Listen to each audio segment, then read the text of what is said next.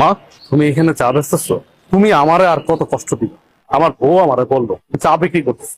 আমি এই কথা শোনার পরে নিজেরা সামলা রাখতে পারি না। আমি এই জন্য তোমাকে নিতে আসছি। আমি থাকতে তুমি এত কেন কষ্ট করো? ভিক্ষা করো, চা বিক্রি করো, এত কষ্ট দরকার কি তোমার? আমি না তোমার সন্তান?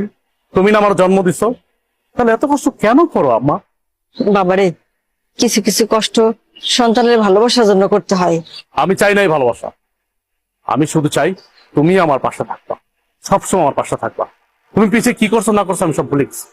তুমি আমাকে মাফ করে এখন তুমি আমার সাথে চলো, আমার বাসায় থাকবা, চলো। না বাবা, আমি তো তোর আগেই কইছি আমি যাব না। আমি চাই না তোর সংসার অশান্তি হোক, তোরা ভালো থাক, এটাই আমি চাই। তুমি এটা কেমন কথা বলতেছো? আমার সংসার অশান্তি? আমি যেদিন থেকে আমার বউরে বিয়ে করছি সেদিন থেকে তো আমার জীবন অশান্তি শুরু হয়ে গেছে।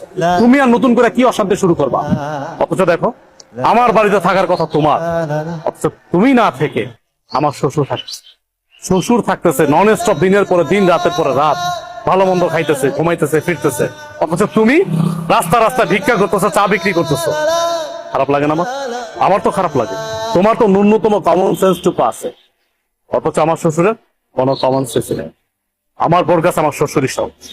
যাই হোক মা, আমি তোমার এত কথা বলতে পারতেছি না, এখন কোনো কথা আমি শুনবো না তোমার।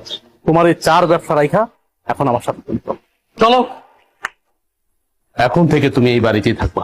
তুমি এত কিছুর পরেও সেই তোমার মাকে বাড়িতে নিয়ে এসছো, আমাকে তোয়াক্কা করে তুমি তোমার মাকে নিয়ে আসছো। তোমাকে কি তোয়াক্কা করবো? কি তোয়াক্কা করবো তোমাকে? আমি এই সংসারটা চালাই, আমি ইনকাম করি, আমি পাঁচতলায় বসে এসির বাতাস খাবো, আর আমার মা রাস্তা রাস্তা চা বিক্রি করবে, ভিক্ষা করবে, সে গাছের নিচে থাকবে। দেখো, এই সংসারটা আমার, এই সংসারটা আমি মেনটেন করি, তাই আমি যা বলবো তাই হবে। আমি তোমার মাকে নিয়ে থাকবো না এই বাড়িতে। কে কার সাথে থাকবে বা না থাকবে এটা একান্ত ডিসাইড করব আমি। তুমি ডিসাইড করার কে? কে তুমি? কে তুমি বলো? আমি কে মানে? আমি তোমার বউ। এই বাড়িটা আমার, আর এই সংসারটাও আমার। এই সংসারের সব দায়িত্ব আমি পালন করি, তুমি তো তেমন কিছুই করো না। সো আমি এই সংসারে যে ডিসিশন দিব সেটাই ফাইনাল। আর তোমার মা তোমার ছোট ভাই ঘরে টিকতে পারেনি, আমার ঘরে কেন টিকবে? হ্যাঁ, তোমার কি মনে হয় যে উনি অত ভালো একটা মেয়ের সাথে টিকতে পারলো না, আমার সাথে টিকতে পারবে? কখনোই না। আমি তোমার মাকে নিয়ে এই এক ছাদের নিচে কোনো দিনও থাকবো না। এখনো সময় আছে, তোমার মাকে বের করো। বাহ, এই বাড়ি তোমার, তোমার কথা মতো চলবে। এই বাড়ি আমার, আমি আমার টাকায় কিনেছি, পরিশ্রমের টাকা দিয়ে কিনেছি। আর চাকরিটা করতেছি পরিশ্রম করে, কিন্তু চাকরি করে টাকা উপার্জন করি। হ্যাঁ মানলাম, তোমার বাবা আমাকে চাকরি দিয়েছে, সে অনেক সহযোগিতা করছে,